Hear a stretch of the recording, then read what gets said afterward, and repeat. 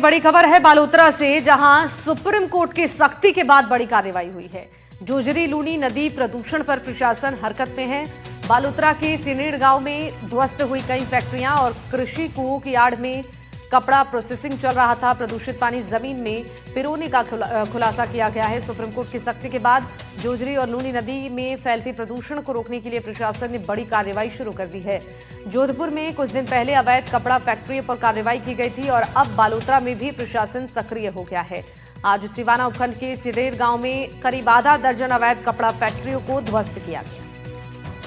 जोजरी और लूनी नदी के प्रदूषण के मामले में सुप्रीम कोर्ट की सख्ती के बाद में अब बालोतरा और जोधपुर प्रशासन है वो हरकत में है। लगातार अवैध इकाइयों के खिलाफ है वो कार्रवाई की जा रही है, लेकिन कई बार है वो चौंकाने वाली चीज़ें भी सामने आती है। आज हम बालोतरा जिले के सिवाना उपखंड के एक सिनेर गाँव में खड़े हैं, जहाँ आसपास बड़ी पैमाने पर कृषि कुएँ हैं और उसके बीचों बीच में इस तरह से एक अवैध इकाई का संचालन किया जा रहा है। आप देखते हैं बड़े पैमाने पर यहाँ जो है कपड़े की धुपाई का काम किया जा रहा है, क्योंकि आसपास कृषि इलाका है, कृषि अनार की बड़े पैमाने पर खेती होती है और लंबे समय से ये फैक्ट्री यहाँ संचालित हो रही थी। प्रशासन ने अब फौरी तौर पर इस पर कार्रवाई और एक्शन लेते हुए इस फैक्ट्री को नेस्तनाबूद करने की जो कार्रवाई है वो शुरू की गई है।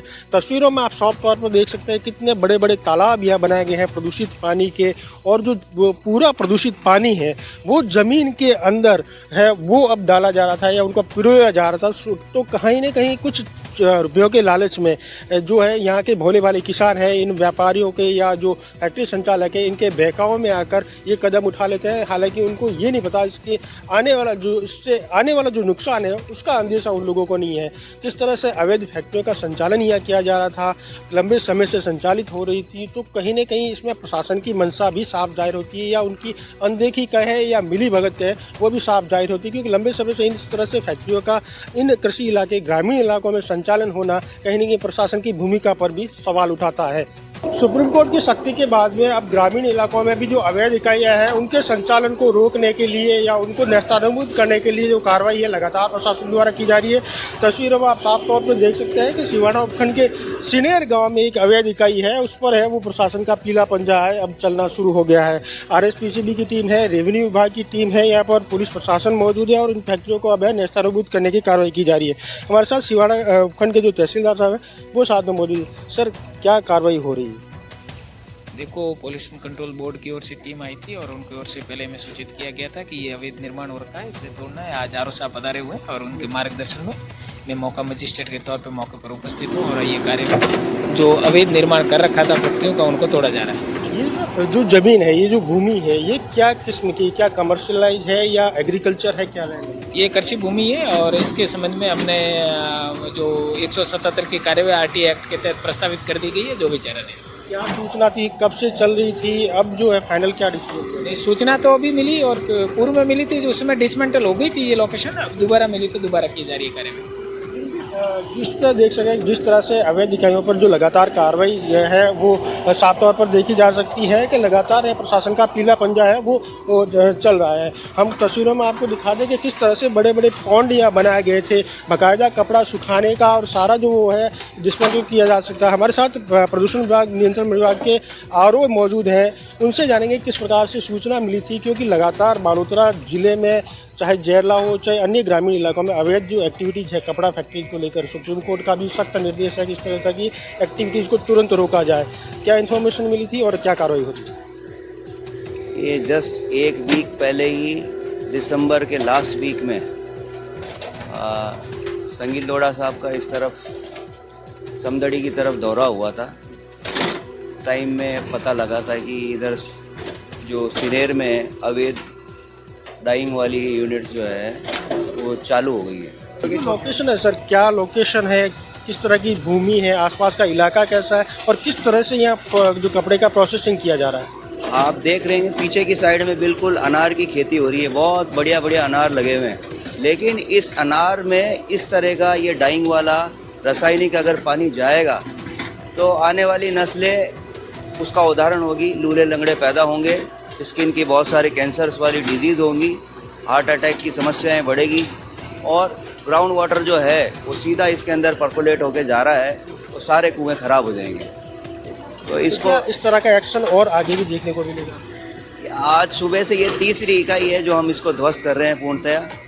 यहाँ पे हमें सूचना है कि 3 और यूनिट है, उन तीनों यूनिट पे भी हम जल्द से जल्द आज कार्रवाई करके बताएंगे। आने वाले टाइम में हमने और आइडेंटिफाई कर ली है, एक संयुक्त रूप से प्रशासन के साथ मिलके ये कार्रवाई करी जाएगी और उसका भी आदेश कलेक्टर साहब के यहाँ से निकलने के बाद में कार्रवाई की जानी उचित रहेगी। बिल्कुल देख सकता है कि सुप्रीम कोर्ट की सख्ती के बाद में अब प्रशासन द्वारा लगातार इन अवैध इकाइयों के खिलाफ कार्रवाई की जा रही है। जोधपुर जिले से लगाकर पाली से लगाकर बालोतरा तक पूरा प्रशासनिक अमला है वो हरकत में आ चुका है और जो अवैध इकाइयाँ हैं उनको नेस्तनाबूद करने की प्रक्रिया है वो जारी है। अनिल वैष्णव, NDTV, बालोतरा।